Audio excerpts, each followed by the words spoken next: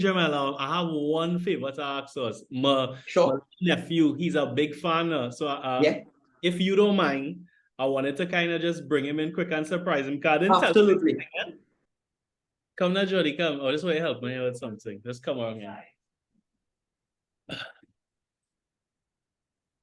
Yeah.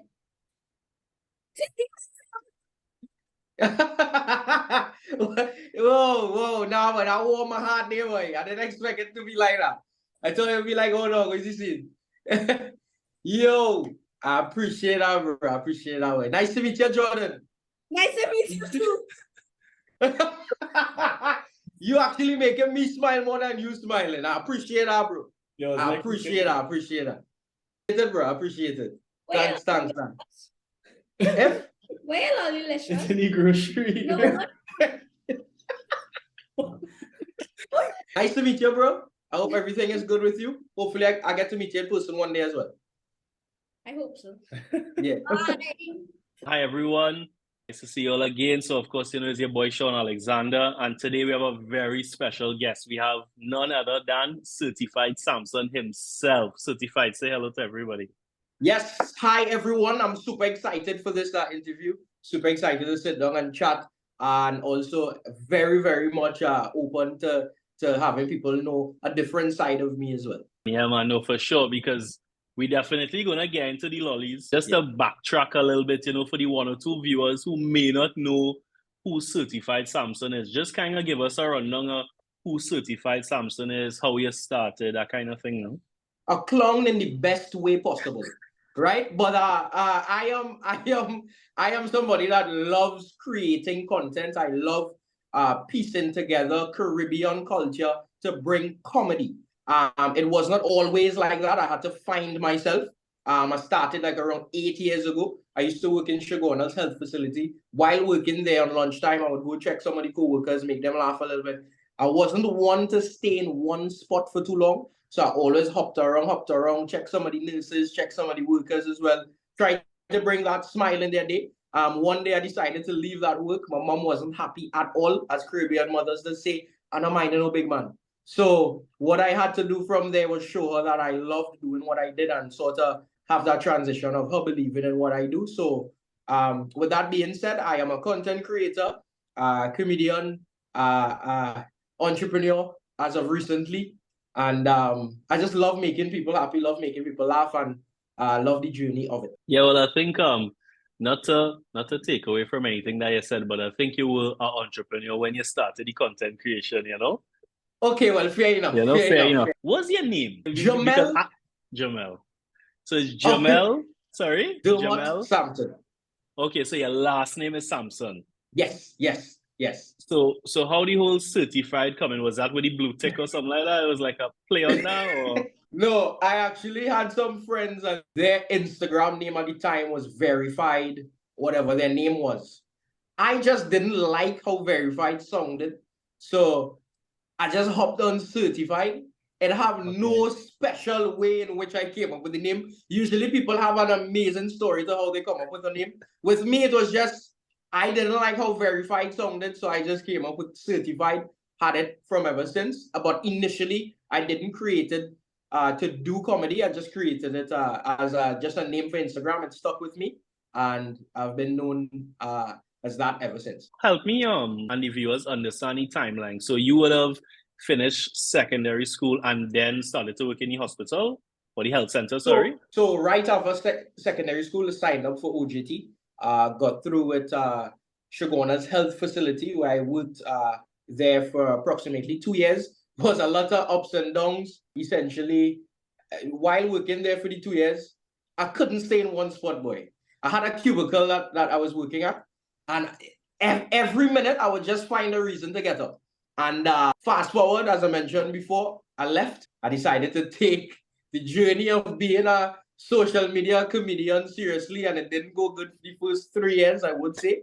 But it was a journey. It wasn't good for the beginning stages at all. I didn't have no belief from friends, family, but I had to stick it through. So were you the joker of the class or something in school? Like how did you go into comedy? So My mom is a talkative person. I am a talkative person as well. I would say even more so. And in class, I would definitely be the one that would chat with miss, chat with the other students, bust a joke if we have a test going on.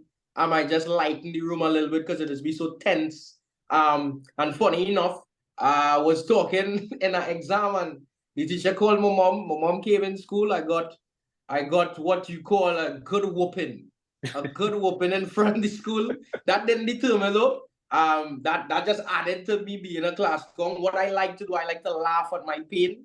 And to me, if it could bring joy to people, I just embrace who I am. So ever since, let's just say around Form 2, I've been a class clown. So it was natural. Yeah, it was natural. I just love that.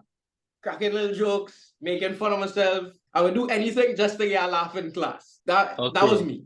Yeah. Okay. Yeah. So you said like when you started, the first 3 years was a struggle. Now I honestly can't remember when I started to watch you, but I would say it was early days because I mean not to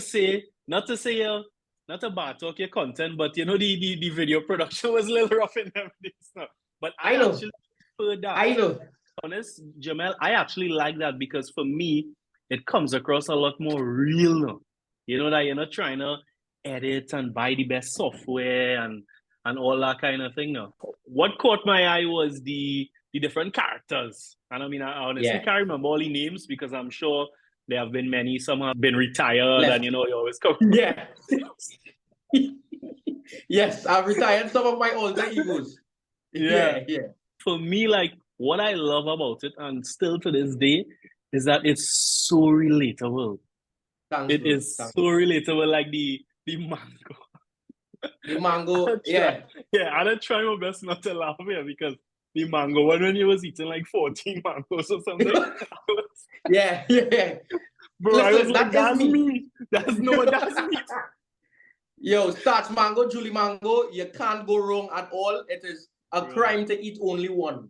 So, bro, my uncle, a quick side story. My uncle, he has 3 Julie mango trees in his yard, right? Ooh. One in front is his tree. Nobody else can touch that tree. And then 2 in the back, you're free to pick. So after school, there's probably 12, 14 years ago, I talking about that. After school, we go in while he working and we picking from the one in front now. Bro, and we sucking if it's 10, 12. We one after the next. Bro. And that's the thing about Julie Mango. It's like, when does it end? Here my thing, Jamel. Mango have a season, so I need to eat as much as I could during season. Yes, I agree to that. 100%. Because usually, I had a neighbor who had a mango tree. Everything would fall on the ground. Rotten, wouldn't use it. From the time somebody tried to come and pick it, it's a problem. It's always a problem. I mean, it's a tree, but for sure. It's like, you would just leave it. You would leave it there. So my younger days was definitely going by the neighbor unannounced, as we call stealing, which is not good.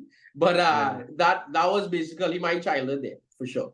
Plus, I think, you know, just to follow up on what you said, I mean, that's culture in the Caribbean. We do that. We go by the neighbor tree. We pick fruits, you know, because we have this in abundance, you know. So, I mean, I wouldn't go so far as say it's stealing. I guess technically maybe you really are stealing, but I mean, oh God, the mango falling on the ground.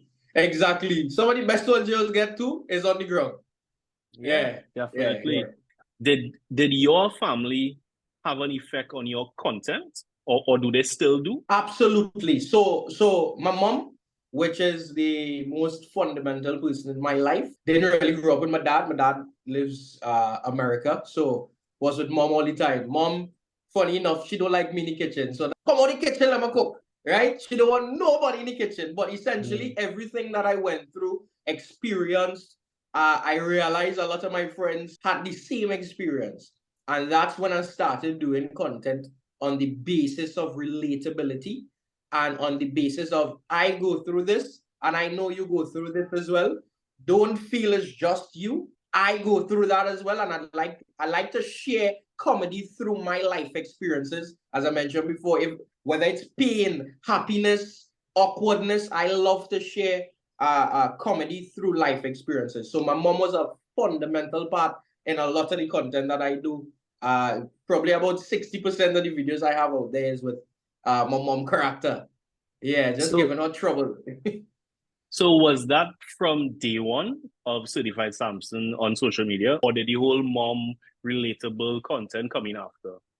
Oh, that came in after. In the beginning, it was just strictly based on characters. Kevin Hart was one of the persons that I looked up to in comedy, and I just love the way he would again laugh at his life experiences. And I had characters based on different friends that I had. So I had approximately 13 characters. I probably can't name all. The majority of such: Philip, Tony Montana, Ling Ling, Granny, Stutter Stanley. All of those different characters were representation of my life growing up. Stutter Stanley, for example, is a representation of myself. I do stutter. So I wanted to create a character that was a little bit more relatable for people who have a stutter as well. Then I had a character called Philip, who was a class clown, which is myself. And like Tony Montana, who was influenced by a movie called Scarface. So it's a lot of influence in terms of my life that sort of came out creatively in the different characters. So what was mom's reaction to the first video? Like, did she know? Did you tell her in advance that you were gonna do this? Did she see it when you posted it? Like, walk us through. No. She said, "You're gonna make me look like a bad person on camera. What's why I'm looking? Everybody would think I'm mad, oh man. What's why I'm screaming all the time?" And she would literally do the same exact thing that I did in the video while trying to explain she's not that person. But she didn't like it at first. My mom character is my mom real name, which is Marlene. And she don't like that. She don't like it. She was like, "Why you have to call the character my name?" I say it's my mom character, but after a while, when she started getting a lot of love out there as well from people, she started to turn around in terms of like, "Okay, son, I see what you're doing. I like what you're doing. Go ahead." She wasn't like totally like stop doing that. She wasn't like that. No. Okay. She said, "Once it paying bills, I good. Okay. Yeah. Okay. But it wasn't paying bills, so she wasn't good. So it's only about, as I said, doing this for 8 years, 6 years in, I was able to monetize it in a healthy way. Back to that timeline again. When you stopped working at the health center, started Certified Sampson content creation, you were still at home? I was at home all the time and she didn't like it. When she come home from work and she see me home, she don't like it at all. You must be working. Caribbean parents don't value unless you're physically moving, unless you're at work, unless you're sweeping the house doing something. So she didn't like it at all. So I was at home for a long period of time. And my first job right after leaving was radio. I worked on Boom Champions for approximately 1 year. Okay, nice. Yeah. I didn't even know that. Like, there's something I learned here today. Yeah. I worked on Boom Champions and then currently at Red 96.7 FM. Yeah. Nice one. Yeah, just to kind of relate to what you were saying, because I remember when I was in secondary school. So I used to give a little trouble in school, right? So like I got suspended a couple of times. And listener, if I home, my father would literally find things for me to do, you know. He don't want to see me sitting down nowhere, you know. Yo, you lucky. If I got suspended, listen, that would have been game over. My mom would have flipped out, get on. But it's like, I don't know, but Caribbean parents don't see any value unless their kids physically doing something. And I just don't understand that. They see productivity through moving around. And that's just the way it is ever since, to be honest. So my background is food, right? About 2 years into Foodie Nation is when I stopped catering and like took on Foodie Nation full time. Same thing with Rex. But when we started Foodie Nation, our parents was like, "What the hell you doing?" They used to see us, you know, filming and doing. They're like, "What?" Is only when people start to talk to them about it. "Hey, I see your son. I see your son doing this." Oh. That was it. Talk done. They stopped complaining. They're proud. Yeah, they're proud. I love my son. I always, hey, I support. Yeah. I know. Real mama guy. Real mama guy, boy. So aside from you playing your mom on Certified Sampson and thing, so you said you grew up with your mom, dad was away. So is it that, and if you don't want to answer this, no problem, but so is it that he was like totally out of your life, or like how was that? Dad was totally out of my life. Okay. I have a stepdad who I consider a very, very important person in my life as well. He stepped Okay. up to that role. As I mentioned, I was somebody that, again, sheltered with my mom. Couldn't go anywhere. It take a little while to understand what it is to be a man as well. And stepfather coming in the picture for the past 4 years. It was a very good thing for me as well, because I understood a different perspective on how to be a man, what men go through, all these different things. But my biological dad, he was out of the picture for I would say a very large period of my life. It's just been you, your mom, and I believe you have a sister, right? Yes, I have a little sister. Yeah, the better part of our life. And then 4 years ago, my stepdad was like, yo, I want to marry you. Put the ring on my mom's finger. Wow. It was like a fairy tale. They got married. I was very, very happy for my mom, because she deserved that type of love from someone.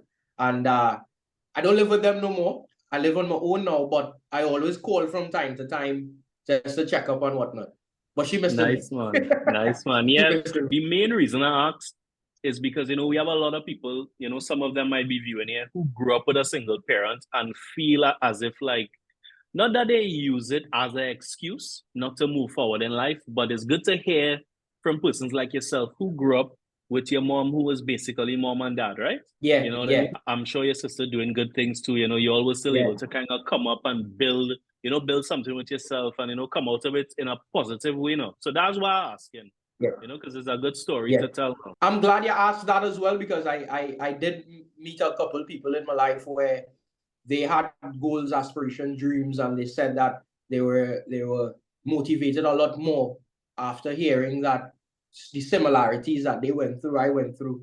So what I always like to say is push through. Some people may not have the capacity to laugh at their pain, but I would say though, in life things happen for a reason. Sometimes you never know. You could be the greatest parent on earth because you had that lack of parenting as well too. So you would know how now to treat your child or children when you have them. So I love to take the negatives in life and try and see how I could turn it into a positive, because again, it's too short to dwell on things for too long.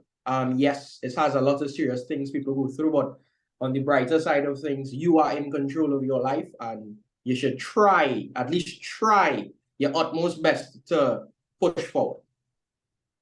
Yeah, no, amen. Now you could not say it any better, which is why we at Foodie Nation starting to do these type of interviews too, so that persons like ourselves could tell our stories, to help to hopefully motivate, persons watching or persons who might be thinking to get out of their 9 to 5 or start a side hustle or you know what I mean? Do anything. But they just needed that little push now. Because the other thing too, what I would say on the flip side, Jamel, is that a lot of people would watch like persons like you, persons like us, and see, we look at views them getting in probably like the first 6 months and feeling like we's millionaires and not realizing, no, we grinding, we ain't making nothing. We ain't making nothing. Putting together production is not an easy thing as well. People see the final product, but not what it takes to make that final product completed. And also, while doing content creation, you have to be okay, and you have to, when I say have to, you have to be okay with not making money from the start. It is your investment to then eventually figure out how to monetize it. But at the beginning, it's a process where you have to do it for the love of it. Oh, definitely. So as we're talking about revenue, that's actually my next topic, because just what you was just saying, when you start, like when we started Foodie Nation, so we started it in the mindset of, this is a business. We're not doing this for kicks. So we kind of planned it out. We wasn't, for the first few years, we wasn't making any money. When I say money, I mean, the business wasn't paid for itself. We couldn't pay ourselves. You know what I mean? That's when I say money, right? We wasn't paying ourselves. Whatever little money we get, we just was putting it back into the business, building the business, buying equipment. So talk about that now. Talk about like the process of like the first, what did you say? The first 6 years you basically didn't make anything? Yeah. First 6 years, I had gigs on and off, probably a couple birthday parties, a couple of advertisement videos that I didn't yet understand how to have a package for that. So it was just essentially finding myself once again, and I appreciated the early people who believed in me to take over doing a advertisement for their company. But it's a difficult process. 1 month may be good, and then about 5 months is bad. It's like nothing coming my way. Even if I reach out to people, it was a little bit difficult because I would say in Trinidad we're a little bit back to front when it comes to online marketing. We tend to not invest in it. Well, some of the businesses don't tend to invest in it. I'm happy now that it's turned around, but it was difficult for the first 6 years. In between there, as I mentioned, I worked on radio, and that was assisting me to make sure that mom don't start making noise in the house because bills not paid. So Okay. it was a Understand. challenging 6 years. Yeah. What was your first client experience like with somebody who wanted to advertise on the Certified Sampson platform? Yeah, the interaction was they reached out to me and asked me what are my rates. I told them $200 for a video. They said, no, we're gonna pay you more than that. So they actually saw the worth at that time. But it was new to me. I was just doing online comedy with the hopes of being an aspiring actor. So when it comes to doing ads, that wasn't in my mind. So the first person was actually Master Salim. He is a chutney singer, and he had a song Saparia. In the back of Saparia, Lyman with a partner I met her. And I always remember the song. The song have a dance? And he gave me the opportunity to do my first. Nah, I just did that. I don't know what I did just now. I just did that there just now. But it didn't have a dance. It didn't have a dance. And he reached out to me to do a video for his song. I did it. The quality was not good at all, but I respected the way in which he believed in me to do something for his song that did fantastic as well too at that time. Yeah. Like I mean, just to elaborate on what you said. Like for us too, it was similar experiences. You're going forward, not having a clue what you're doing because we would have started around the same time you started at Foodie Nations, like 7.5 years old. Whoa. So we were literally forging our own path, similar to you. I mean, I'm not trying to like say we invented anything, you know what I mean? But it was new. Yeah, this whole content creation thing, it was new in the Caribbean. I mean, making money from social media marketing, all of this was new in the Caribbean. So there was no pricing structure. There were no like budget. No set like styles of types of videos to do and how to do it. You had nobody to copy to say, well, all right, look, Sean doing that. Let me just do it like Sean or something like that. You had nothing. But I think like it was a real good learning experience because you kind of figured out your own niche, almost like created your own niche. Then too, you kind of realize the good and bad of marketing, because I mean that story you give, that's a real good story. He was very honest and upfront and with you. But you have stories that you say all the time with people who want to underpay you, or they want to just like shaft you, or come around you with some kind of smart thing. I come to the realization that will never end. I still get that up to this day where somebody will try to cut my costs at the moment, if not 3/4, like 4/5. But I handle it in the most respectful way. I always try to see what I can do for that business, and but usually sometimes it don't necessarily work out with the clients. But that's all in the game of social media. So how is it now? Is it that you are still doing everything? You have like a team behind you? I have a manager / business partner. His name is Rajiv Singh, and I also have a very best friend of mine, Devon Scott, who film my productions for clients, and he's extremely talented. And he's always telling me change my life, and he don't like when I say it. He's like, bro, chill, bro, you did this, but it's like, no, you helped the process, and I always like to show gratitude or gratefulness to people who lend a helping hand without seeking things in return. So Rajiv Singh and Devon Scott. Those are the two people in Lollies at the moment that help produce on a day-to-day ideas with me, plans for the entrepreneurship journey that we're on as well. Yeah, and plus too, for those of you who watching, Devon is also a content creator too. Yes. Yeah, so go follow Devon Scott. Yes, Definitely. go follow Devon Scott, Yeah. of course, on all platforms. Yeah. The main reason I asked Jamel is because, again, a lot of people would see you on camera, but they don't understand. It takes a team, a family, a collective to do it now. Because I actually surprised our driver with a like a lunch date now kind of thing now, and like post stories about it. And I was like, yeah, because we had to take care of people who taking care of us. And Wow. and the Foodie Nation community never met this man. He don't be in anything, but he's the one who's take us everywhere. Without him, we can't go anywhere. You know what I mean? You understand? And then to the process behind the scene is a different one. Sometimes I'd spend a whole day trying to come up with ideas, and sometimes the whole day is spent coming up with ideas that don't fit the idea board. And it's like 10 hours, 12 hours. I wouldn't say wasted, but 12 hours of not getting what the final product is. So yeah. Wow. It's a process. It's a process. Yeah, it's crazy. It's crazy because it's only this year we started to, on our end, starting to show like little behind the scenes clips and things, because people, they don't, you see a little 1 minute, 30-second reel, and they don't realize that's hours of work, That's sometimes days of work. Hours, brainstorming, filming, editing, getting the right shots, what could make the shot, what can't make the shot. People don't know what the behind the scenes are. And that's why planning on doing sort of like so showing people the process of, hey, this is what it takes to be a content creator or anything that you'd like to do on social media. Nice, man. Last question on this topic. So other than like doing work for clients, how else do you monetize Certified Sampson, the whole social accounts? Various ways. Hosting, also get paid on YouTube.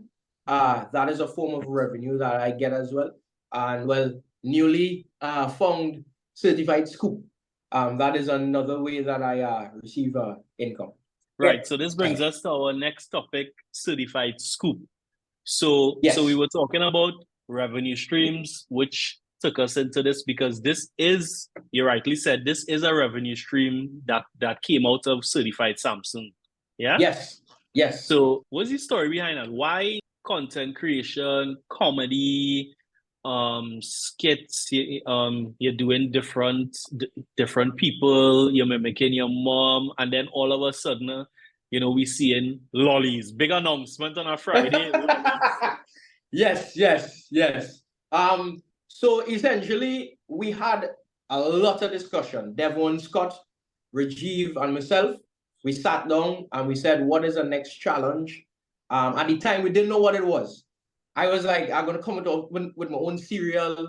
I'm gonna come out with my own like stationery items. So I didn't yet know. That was approximately a year and a half ago. And then as of 7 months ago, we sat down and we came to the realization that, hey, it's about time we come out with a product. The inspiration, or slightly leaning on the inspiration side, was, I'm not sure if you're familiar with Logan Paul and KSI. They have a brand of drink that they have on the market, and that sort of influences a little bit. But as I mentioned to you, Kevin Hart is a big inspiration. He has a lot of books. He has his own Heartbeat online platform. He's just in many different things at the same time. So I wanted a new challenge, as well as one of the big issues was not being able to afford, because I want to do a movie. So I wasn't able to afford the production of a movie. So I came up with that idea. How about we open a business and that revenue pay for the bigger production of things that we'd like to do, not knowing the extent of what Certified Scoop was. Honestly speaking, it was just an option to have a different revenue source. And then when I saw the response in the first week or two, I realized it was something different, absolutely different. So we had to take a different approach now, and it's more of a full-time job as well. Doing content and handling Certified Scoop is not an easy thing at all, but it's something that I know is going to be worthwhile in the future. So you spoke about the example of Logan Paul and KSI. You spoke about when you're brainstorming with your team with cereal, stationery, this, that. I'm sure you had some other things in in your head as well. Yeah. But why Lollies? Like, what made you land on Lollies? So it's ice cream in general. It's supposed to be an ice cream shop at first, but things didn't go as planned. So I left all that part. My apologies, just the excitement of the conversation. But the first idea was an ice cream shop called Certified Scoop, and that didn't go as planned with like the person who was outfit the store, do up the plan for the store. That didn't go as planned, but I needed to start it because I know how my mindset is. It's like I just need to start it now. Certified Scoop isn't just Lollies, it's a line of ice cream. Lollies is just the first process of the business, and then different items would come after, such as pints, 1 liter, 2 liter, buckets, then the ice cream store. So I have different variations that are going to come out very, very soon. I'm going to drop some dates for that as well. But the love for it at the time when I was thinking, okay, if we can't open the ice cream shop, what could we do? The love for it was remembering, and I can call them Flavorite. I remember when I was younger and going after a Flavorite Lolly Man bike, the bike now. And the joy that was, they had the small 4-ounce cup, I think it was. The one with the penguin in front of the pack, and all of those sort of stuff made you feel good as a child. Yeah, the Milkies. Remember the Milkies they had too? The Milkies, running to mommy to get $10 to go and buy a whole heap of ice cream at the time. It had some sort of kid-like feeling, joy to it. So I wanted to, some things are blessings in disguise. So because I couldn't get to open the ice cream shop, I was sort of like brainstorming, and I was like, I want to bring back that funness in ice cream itself. So I was coming out with ice cream and pint at first, but I said, not ice cream and pint, Lollies and pint, but I said, let's do the Lollies at first, and sort of just bring back that fun feeling of hey, with the Lolly man, tell the Lolly man come, I want Lolly. So that was the process there, man. But I love how you tell that story, because that happens all the time when you start with an idea. Then you start to try and execute the idea. Then you realize instead of going up the road now, we had to turn right. Then we had to go back down the road. Then we can left. My back road. My back road and dead ends I reached. I was like, ain't no way. I had to start over. We had to mesh minds together. And I would say though, I'm very proud to say this. This is something that Devon, myself, and Rajiv is working on. No help elsewhere. No help in hand. This is something that we all pull up our resources, talents, and we said, you know what, let's do this. So I work on marketing, Devon with production, Rajiv with the business mind, and everybody financially. Nice one. Yeah, I like that, because again, we touched on this earlier, it takes a team. It's not just you, it takes a team. It takes a team, definitely. Something like this you can't do by yourself, man. Unless you're like a really, really, really good. As a matter of fact, it's not possible to do by yourself. So, Jamel, what type of Lollies you currently have on offer? It's a variation of ice and milk. If I could take the time to go through some of the flavors, I'd absolutely love that. This is cola champagne, if you can see that correctly. I have cream soda as well. And these flavors are sort of, again, the ones I would bring grape, bring that, hey, when I was younger type thing, apple. This is the iced Lollies, and we also have milk, the peanuts, which personally is my favorite, the strawberry at the moment, cookies and cream, which everybody seems to love, and coconut, which is another one of my favorite. And also my girlfriend is the one who did the designs for the packs. She's a graphic designer. So when I mention it takes a team to make it happen. Everybody put their talents together to create this. What we're trying to do as well is sort of push that youth entrepreneurship. Sometimes I feel like you have to be extremely older to be successful or have a business or have many different things in life. What I try to push, as cliche as it may sound, is that youth entrepreneurship, and I want to show essentially that it is possible. hard work will Right. carry a very fine life. So Nice, man. Yeah, I love that. So what is the right? So you said your girlfriend, Sophia, I believe is her name, right? Yeah. Right. So you said Sophia, she did all the graphic design and everything for the label and everything, right? What's the story behind the packaging? Why it's so hard to open? So it's extremely easy to open. Most people don't know. You just push and it's open. Okay. You just push and it's open. Right. Even the milk, you just push and it's open. But if you try to do it like this, it's gonna be extremely hard. That's just the heat press process of the packs. So the really hard, viewers, so the viewers will see me doing exactly that, because at first when I was opening it, I was trying to open it the traditional way, right? But then I saw the space in the middle and I was like, oh, well, maybe he changed it, because I remember seeing people saying that it's kind of hard to open. Yeah. You know? I didn't change it. Okay. At the time, the heat press process was a little bit too good on the pack. Okay. That's the best way I could say it. Fair enough. For some people, I saw some of the videos as well, it was definitely difficult for them to open.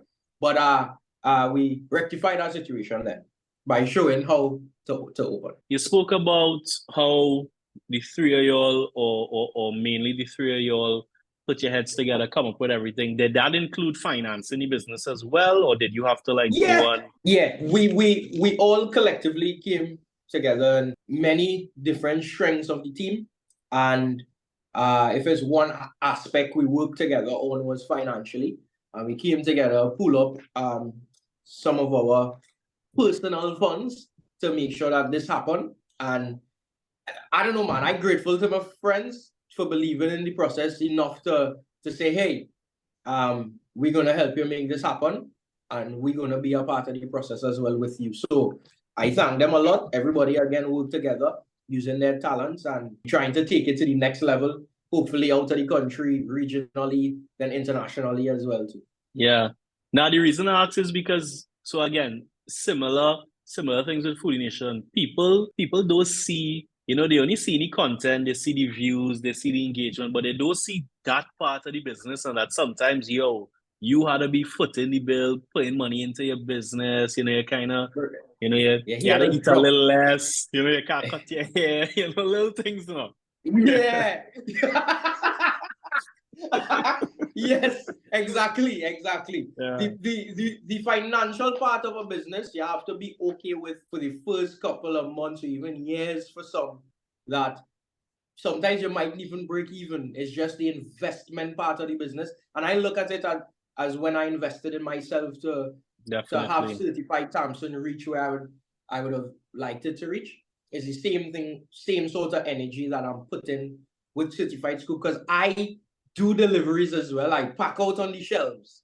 I call supermarkets to make the orders. I make sure and find myself, get some dry ice other than some of the distribution guys who's on our team. Find some dry ice, and if a client is close, I would go drop the items and pack it out. Funny enough, somebody said, I thought you guys do videos. You are packer now? I say, yes, I am.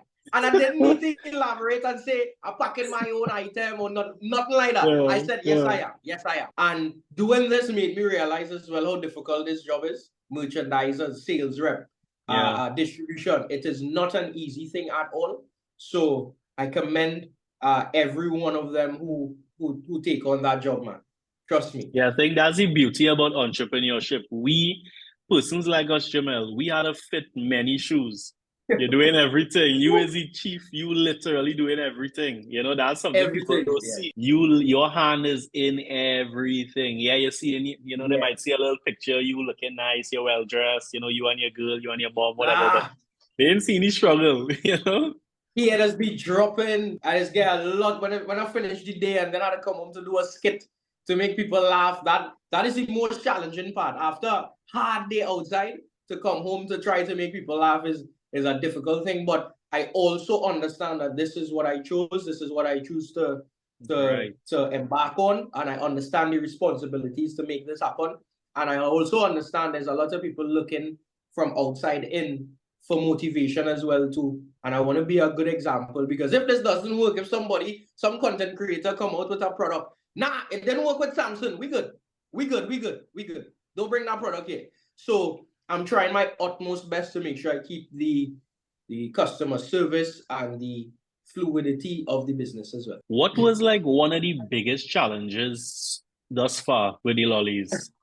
Financially, that was the Financial. biggest Okay. challenge. That was the Okay. biggest challenge so far because we were growing at a point where we have credit customers. So when the credit customers finish and they want more, that's even a next credit customer again, and that cycle continues. So to constantly have the cash flow to produce the product while having credit customers was a challenging one, I would say still is, but we're trying as much as possible. And I thank a lot of the supermarkets for working with me and reducing some of the wait time as well too, Right. supporting youth entrepreneurship as well. And they essentially just making sure that, hey, we survive in this world of business. So is it that you do not want to go to the bank at all, or are you like looking for private investment, or none of the above? So we know the option for the bank is there when we see it fit to have that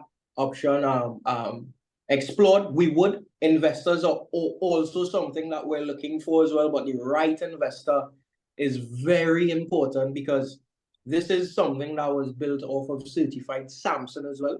And I know how hard I worked to reach to the point where this could even happen. So we just want to be careful with everything that we do from now go forward. Because as I mentioned before, it's even shocking me the way people are receiving the product and the amount of love that they're showing and support. But it could look good, but it have to taste good as well.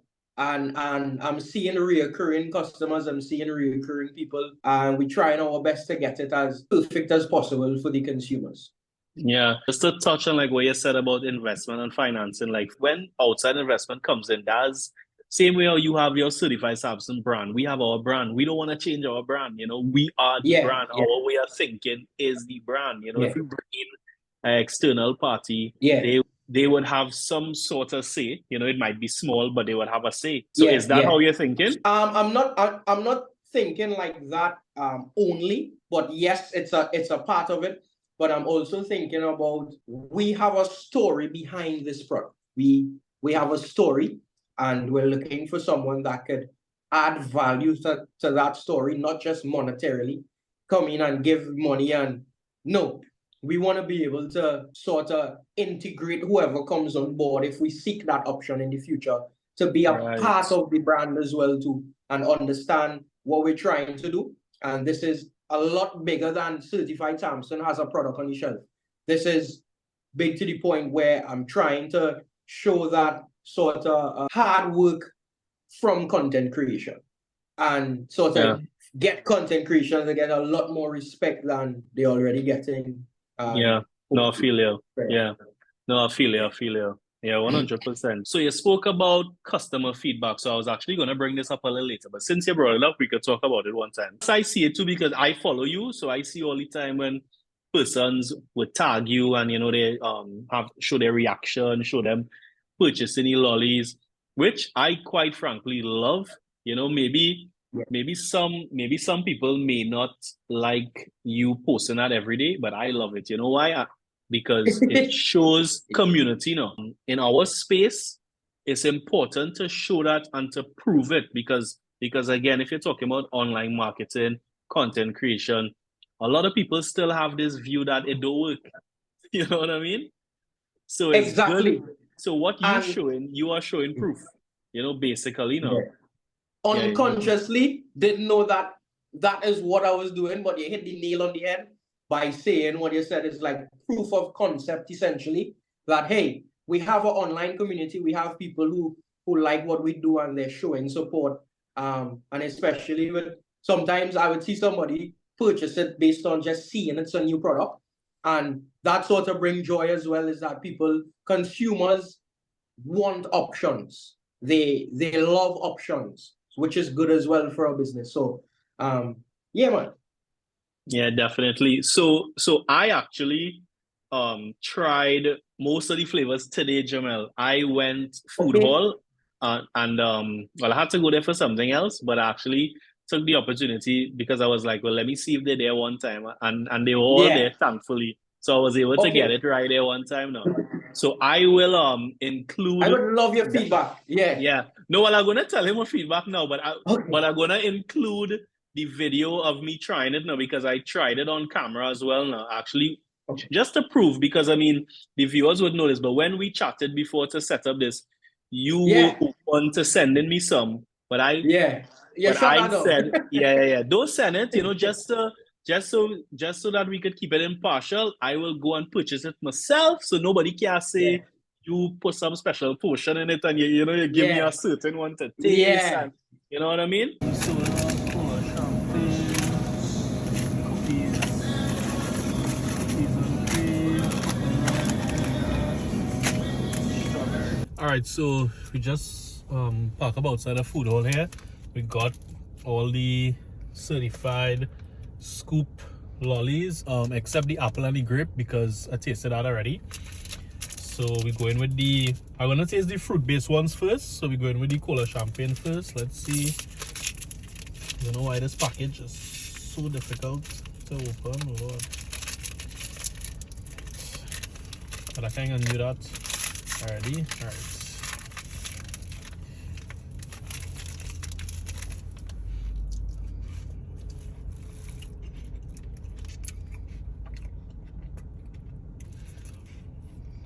I can smell it.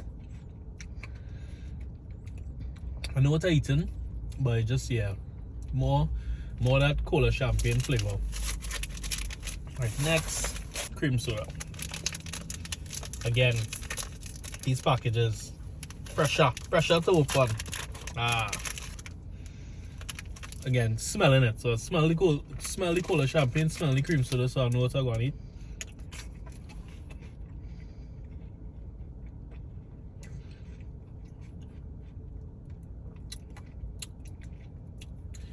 Same thing, it could do with a little more flavor. It's there, but it could do with a little more flavor. The flavor's just not as pronounced as they need to be. Alright, time for the milk ones.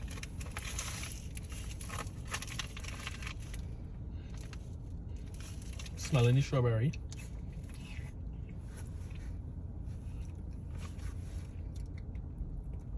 Okay, much better. Much better. Yeah. Definitely tasting the strawberry. You're definitely getting the strawberry flavor in this one. Tasting good, tasting like a typical strawberry lolly. What's the prices?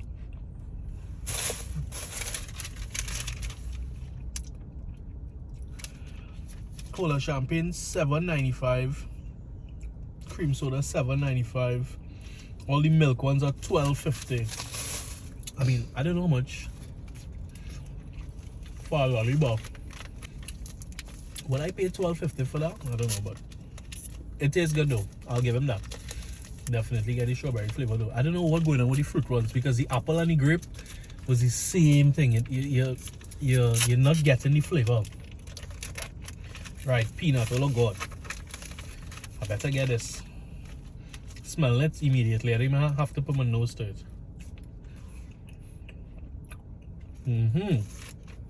Okay. Well done. That was good. Interested to find out the price of the competition lollies. Coconut, a local favorite. Smelling the coconut.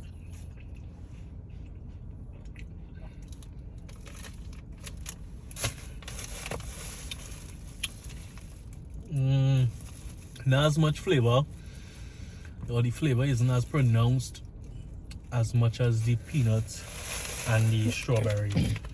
The texture is good as well. I didn't talk about texture. The texture of the milk-based ones, nice and smooth, melting in your mouth. Nice consistency throughout, even consistency. The ice ones I find they're real icy. You know that kind of, I don't know how to describe it, but cookies and cream. Apparently this one is a hot favorite. A whole cookie in there.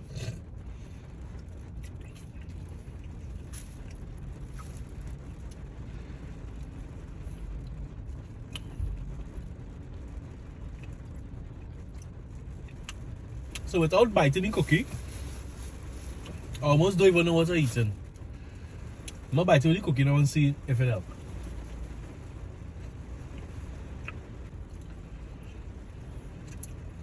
So obviously when you buy the cookie, you get any cookie, but what is the cream base? I'm not even getting like, is it vanilla base? Yeah, I would have liked like a little vanilla or some kind of flavor to come out, but because the cream, I would say what all of them are getting, one of the first things that hits in my tongue is the sweetness. And for me, the flavor of the lolly should be hitting my tongue first. If it's cookies and cream, I should know the minute I put it on my tongue, cookies and cream. But this one, you get any cookie obviously when you bite it, but the cream, I don't really get any cream. And the texture of this is closer to the fruit lolly when compared to the coconut, peanut, and strawberry. The textures of those were better. Yeah, so I'm kind of surprised that this is a popular one, honestly. I think overall, the flavors could be much more prominent in the fruit lollies, and the milk lollies were definitely better. In cookies and cream, for me, yeah, they need to kind of balance out the flavor with the cream and the cookie. And the price, interested to compare the prices. I should have done that in food hall. Probably about 2 months ago, I actually tasted the apple and the grape in Tobago from Harvest God. He actually gave me those two to taste, but I tasted all the other flavors today because the ones he gave me in Tobago, it kind of looked as though it thawed and was frozen over. So I'm not gonna judge you on that, right? We just leaving that one out, right? But all the others, I appreciate that, man. But all the others are tasted today. So what I would say about the fruit ones is that when I opened it, you could definitely smell the actual flavor. So the cola champagne, the cream soda, like I could smell it. So I knew this is cola champagne, this is cream soda. So that was an immediate plus. Yeah? The look, the packaging is excellent. I love the packaging. I love the packaging, which is important because we eat with our eyes first, right? So how I do it, I eat with my eyes, then our nose, then mouth, right? So it looked good. It smelled good because I knew, boy, it kind of take me back to when I was a kid now. You know, you're smelling it now. The only thing I would say is that for the fruit, is that the flavors could have been a bit more pronounced. Like I find the flavors could have been a little more, but I wanted to ask you if the price played a part in that. No, the price didn't play a part in it. I didn't want it too sweet. So maybe that possibly changed the taste a bit. And this is something that I'm open to as well, trying to get the product as perfect or as close to perfect as possible. And that's why I love the feedback from people. I had a couple of people that say, I love it because it's not too sweet. I don't have to drink water right after. And I've also had people who said it's not sweet enough for their liking. So it's sort of just to find that balance. But initially, I wanted it for everybody. Kids, I know parents are very, very picky on sometimes the thing their children eat and how much sugar it have in it. So that was the thought process for the ice lollies, and I'm still trying in the background to get it as close as perfect as possible, and also adhering and listening to what people think about it, so that I could then make those changes to have an overall better product. Yeah, fair enough. Because I told myself I was like, I'm a big fan of Jamel, so let me don't lie, let me taste this thing properly. You know, because the smell, so as I said, the sight of it, excellent. The smell, excellent. It's just that the taste just didn't match the smell. Because like before I even put it to my nose, I could have smelled cola champagne, smell cream soda, which I was like, boom, yeah man. He onto something, you know? So it's to essentially have that aspect now, just follow through on that finish line, and maybe having the taste a little bit more potent, more stronger. So I absolutely know what you mean, I've had calls and messages with those sort of same experiences as well. So Yeah. I appreciate you But being honest. Most for sure, importantly. for sure. But to follow up on what you said, you are correct though. You have to know your demographic now. If it is Yes. kids are the ones predominantly buying it, and parents are cautious of the sugar content, or the different ingredients, the contents in it. So then, maybe that you have to put before persons like myself who want everything to be a little more pronounced now. So fair Yeah. enough. And I mean, it's not feedback is feedback. I'm not trying to, because Jamel, I'll tell you something. I hate to see somebody taste something. It tasting good. No, tell the Me boy too. how it tastes. Let's be real Me now. too. Let's That's be the real. only way to grow. That's the only way Correct. to grow. Correct. And Correct. I've had some of that feedback while having a couple of content creators do a review on how they found the taste. 95%, if not all of them, enjoyed it. So on my side, I was thinking, I really hope that they did enjoy it, but I was hearing a Same different thing. story from consumers as well too. But essentially, all customers are important. It's not just, I understand kids are the ones who buying it a lot. I would like this product to be great for everybody. And the criticism is what I need. The positive criticism is what I need. Yeah. That's the only way I would know to make this product a better product. Yeah. No. So I appreciate the feedback for that for sure. Yeah, definitely. And the cream ones, sorry, what would you call the other one? What did you class Milk them lollies, as? the milk Lollies, right? lollies. Sorry, Yes. milk lollies. So the strawberry, same Yeah. thing. Loved how it looked, loved how it Yeah. smelled, I could smell the strawberry. Yeah. And it tastes real good. Now, I am not a strawberry Thank fan, but the flavor was there. It was the sweetness level was enough for me. Thank you. What you said earlier about not needing water, that was true, because I didn't even think about that, but I didn't feel for water after. So Bro, that's a I good would eat point. ice cream sometimes, even lollies sometimes, and feel for water after because of the sweetness. And I have to take into consideration everybody as well. So it's a work in progress for sure. And the milk lollies, I didn't want it. Same thing as the ice, overbearing to the point where I need at least 2 bottles of water after I eat like 2 or 3 lollies. So thank you for that. Yeah, feedback as well. for me, the strawberry and the peanut, same thing. Look good, smell good, taste. If I had to be honest, the peanut was probably my favorite, and that's only because I'm not a fan of strawberry. But the strawberry was good. The strawberry was just as good, but I'm just not a fan of strawberry. Yeah? Yeah. The coconut was good too. The only, if I had to criticize the coconut, maybe a little more coconut flavor. Yeah. So getting the variation for that, and that's why I love your feedback, is because it's hitting what I know in the background needs to be changed, and you're telling me exactly what I know that have to be changed as well, which is what I know you're being honest as well with your feedback. No, for sure. The cookies and cream though kind of let me down, because I was expecting, because I hear everybody talking about this cookies and cream. I was like, I'm saving this cookies and cream for last. Yeah. But my only criticism is that the milk base for that didn't really have any type of prominent flavor now. Because so what I did, Jamel, right? I actually tasted it without the cookie, and then I tasted it with the cookie. Okay. So with the cookie is good, because you're getting the cookie flavor. Yeah? Yeah. But the base by itself, I'm not getting anything now. So I would give you a secret. I wasn't sure. Sure. I'll give you a secret. It's a coconut base for the cookies and cream as well. So it's not as pungent as the coconut flavor, but it does have a coconut base for the cookies and cream. Not a strong one.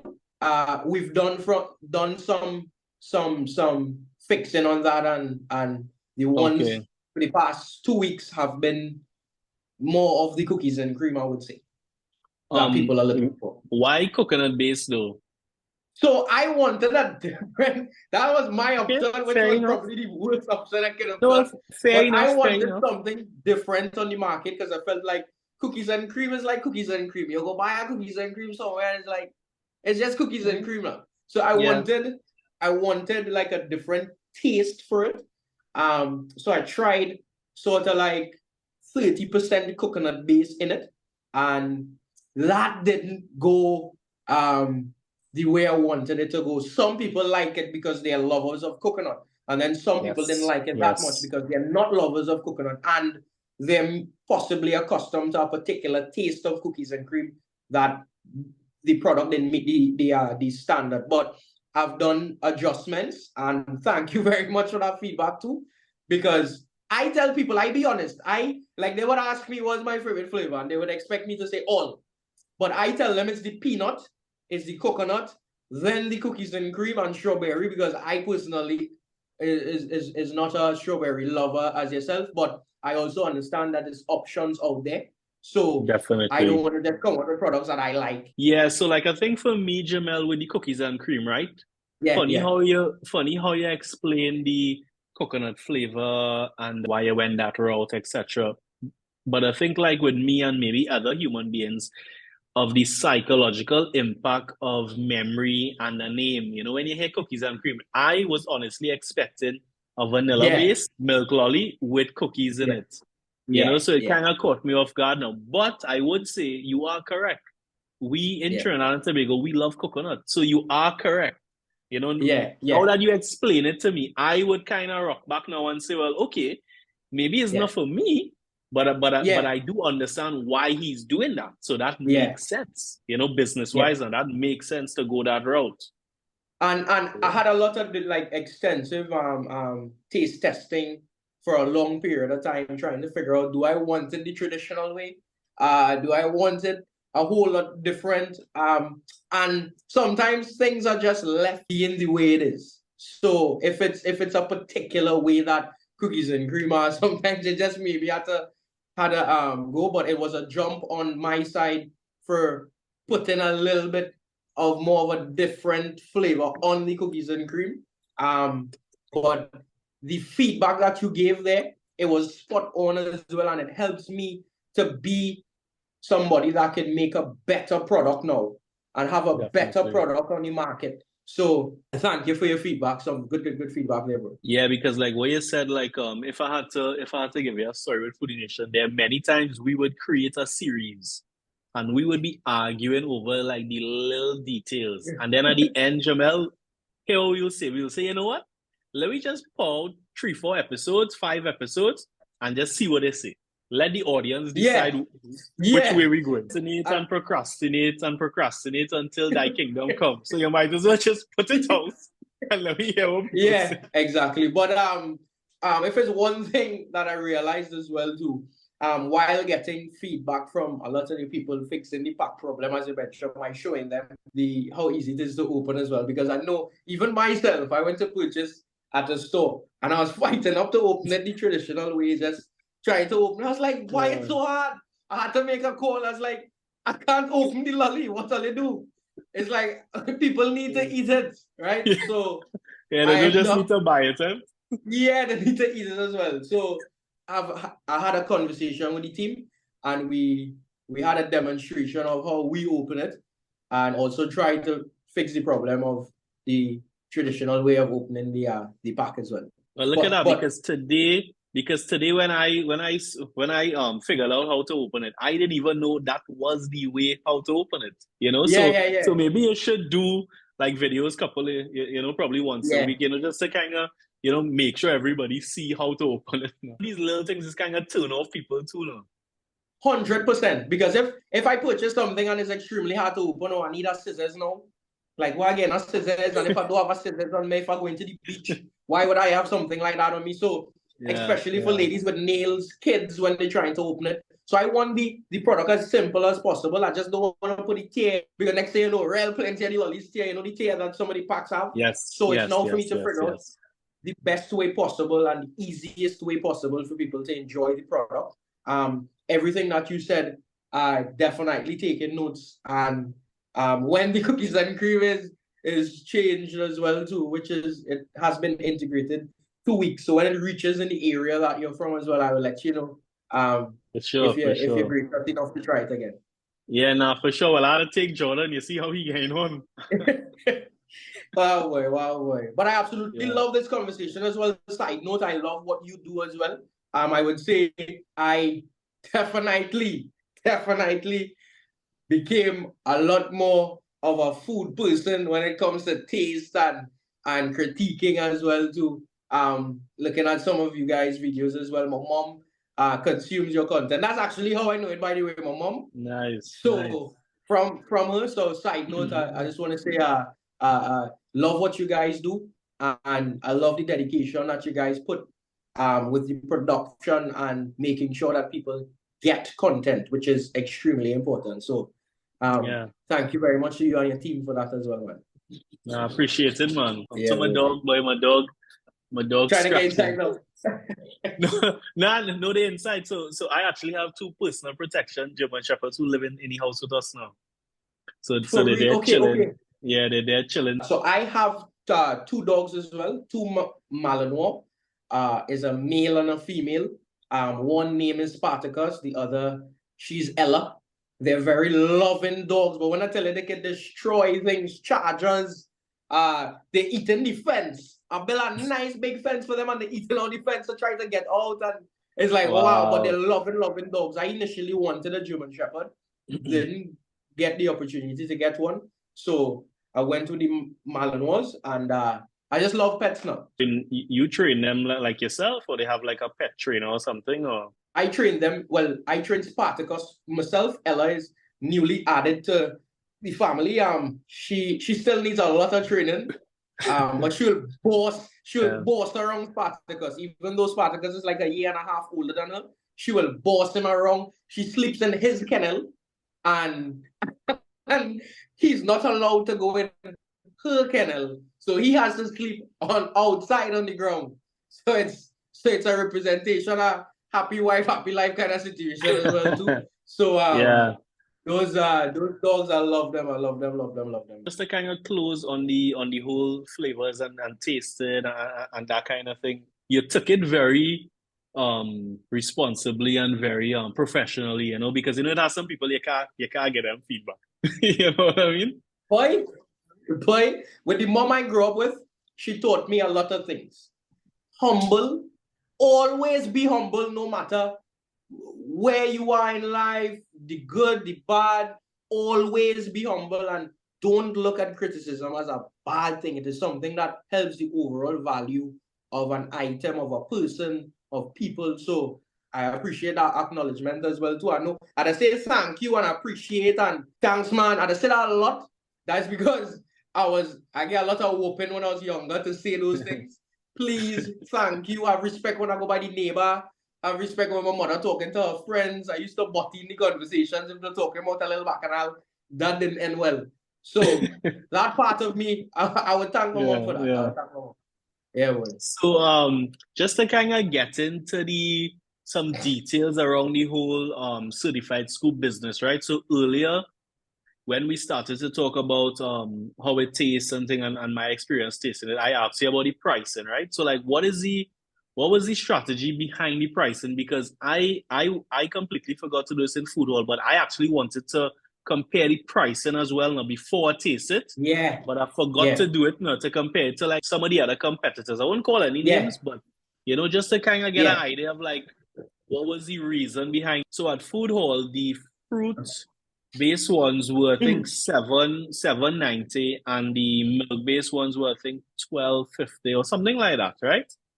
So any particular reason behind those prices, or like what's the strategy behind those prices? So the strategy, it's 100% locally made as well. So it's more of a local flavor, more of a local taste to it. So when it comes to the ingredients, it's a lot different from, let's just say, competitors as well. When it comes to the pricing, as you know, when you sell a supermarket at a particular price, they're in control of what they sell it back at. So when it comes to the price, we have a wholesale price that we sell it to clients at, and they are in control to what they sell it back at. So that's the most I could say on that topic there as well. Okay. But so different places, different pricing. Well, that was my next question. Yeah, That was my yeah, yeah, next question. yeah. Okay, okay, understand. Is it close to your competitors? Because as I said, I wasn't able to check it. Okay. Oh, so no. So let's just say, for example, the competitor, I believe the ice ones are for like $6 or $5. It's a big Okay, difference. I think I'm supposed to know if it's between 5 or 6, but it's either 5 or 6 for the ice. My ice is at 7, some places 7.50. For the milk, the competitors are at $8. For me, some places I'm at 10, and some places I'm at 12. yeah. Again, I am not in control what the supermarkets sell it as, but I do know they have their audience. Environment is different as well too. Places is different as well too. As much as I try to have a suggested retail price, I understand that that varies as well in business. Yeah, what has the feedback been so far based on the price? No complaints, honestly. Okay, And good, funny good. enough, Food Hall is one of our top selling clients as well. So that's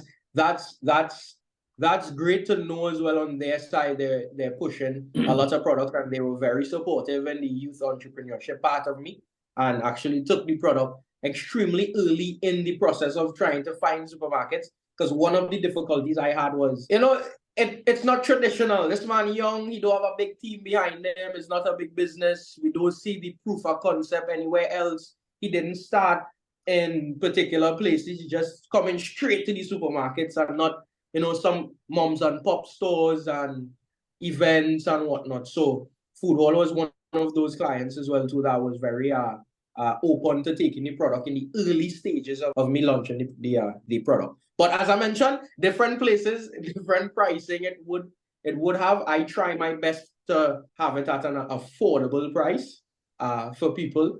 But of course, understanding that the taste and quality of the product that I have is more of a local spin, and I would love for the product to be as home as possible. Just to follow up what you said on pricing, right? So like my take on it, Jamel, because yes, you're absolutely right. For the average viewer who may not know, these places are in total control in most cases of the prices. Unless you are a huge conglomerate who could dictate to them, Yeah, you are at the mercy of these places. Yeah. And in 100%. addition to that, Jamel spoke about the credit line. Most of them is 30, 60-day credit lines that you have to be waiting. Some places more. Yeah, So yeah. again, something else to factor in when Jamel is talking about financing the business, cash flow, having capital, these are things that the average person not seeing. The responsibility of a business owner is great. Many different aspects of a business that sometimes you find out, yeah, you don't even know. You find out in the middle of it, hey, this is an expense as well. Hey, this is a problem. We need to rectify this now.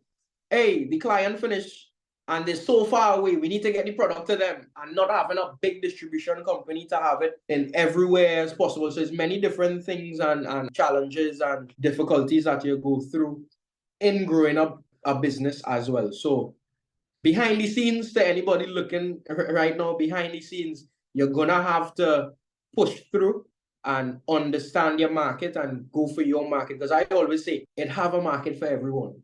And of course, the best market is the most affordable one. People love things when it's affordable as well. But I always say it have a market for everything as well.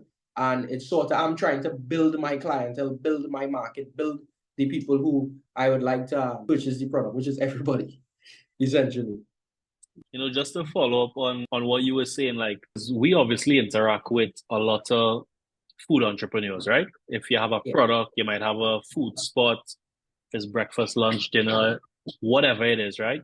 So a lot of them feel like they need Foodie Nation to come by them and do a video, to get them to there, or they need Certified Sampson to post a picture, he eating their product for it to work. And I tell all of them, Jamal, I'm like, tell your story. Because at the end of the Yeah. day, only you could tell your story. And people seem to forget that people buy from people. We are emotional beings. So Yeah. there's a reason why people are paying more money for your product, Jamel. It's because you have built a community over 8 years.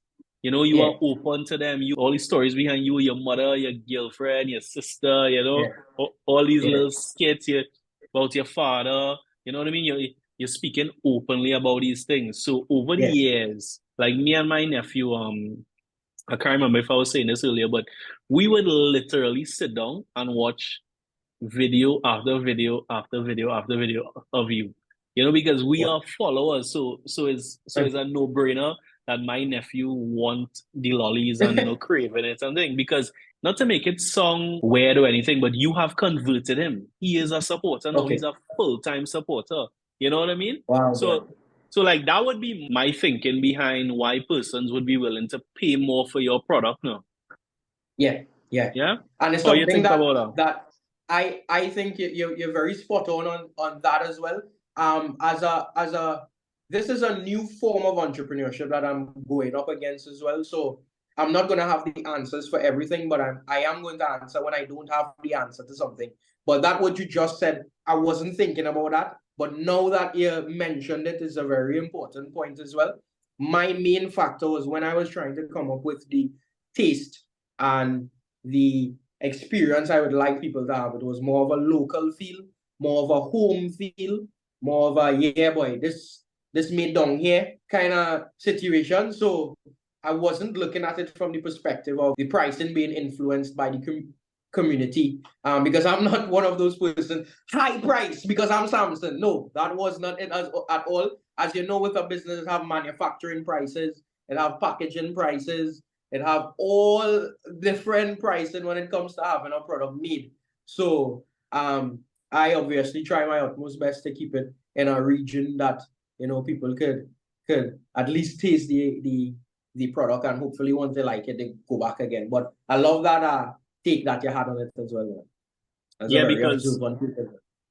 Because to put it in another way, Jamel, right? Your competitors would now watch you, because I was going on the assumption that it was priced pretty close, right? So if it was priced pretty close, my question would have been, what are you prepared to do if they drop their price? Because some of your competitors have the ability to do that. They have the capital to drop their price for like 18 months, 24 months, and just let you sweat. You know what I mean? But the fact that you are higher than them and you're still selling your product, it says a lot about the brand. The brand has the power. People. No, well, yeah, definitely. What you just said there is something that opened up my mind a little bit more, because I wasn't thinking about that aspect of it. I appreciate support when it comes. I am grateful for it. I know that people is buying it because it's like, hey, there's somebody we looked at on our screens, a young man doing content. Now he has his own product. Let's go support him. Yes. So I saw that aspect of it, but I didn't think about it as something that would manipulate the price, saying if it's higher, if it's lower. It was just based on the quality of the product and the type of market I wanted to reach out at as well. And also, Certified Scoop isn't just lollies. I'm gonna have products that fits the price range for someone who's not looking for something around that price as well too. So I have many different items, and Certified Scoop lollies is just the beginning. We have pint coming. We have other things that I can't talk about yet, but I can talk about the pint. And I know pint is coming very, very soon. And I'm excited to see as well, show the love to the young people as well. I have a lot of great things coming. I want to say a lot here. I'm very excited and eager to, but I can't. But when it comes to young people and the business that we're growing, it's definitely going to be in one. A lot of opportunities will be given as well. To young persons. So yeah. Nice one. But just to be clear, right, to the viewers, I am not telling Jamel to raise his price. I am just saying it shows how powerful the brand Certified Sampson is now, and how much buy-in the brand has, which is a good thing. Just to make that clear, you know what I mean? Because it's a good thing. It's a real good thing.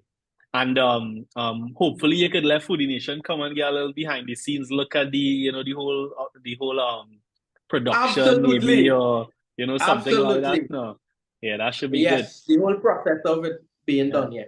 So just to kind of backtrack a little bit now, right? So earlier we would have spoke about Certified Sampson, the start, your mom, you starting to kind of play her. Then when we spoke about the launch of Lollies, you basically said that is almost like a full-time job. And then on top of that, you had to come and create content for the platform, and all that. How do you balance, your work and your personal life? End goal. Because I am the brand ambassador for Popeyes as well. So I have monthly content to do for them. And with that certified Sampson content, with that certified Scoop social media page, with that being on the road and making sure that the products is out there. What I do to motivate myself is understand the end goal and what the end goal is. And it honestly is to bring a different sort of respect to content creation, but also give many different opportunities. When I started this, bro, I had a lot of challenges, as you saw before with the camera quality. Sort of just like coming up with all the ideas by myself and not having a huge team to do it. So it's like, I want to invest now in people who have this goal, have this dream. So I look at the end goal. The people is what feed me in terms of the motivation and the drive to do it.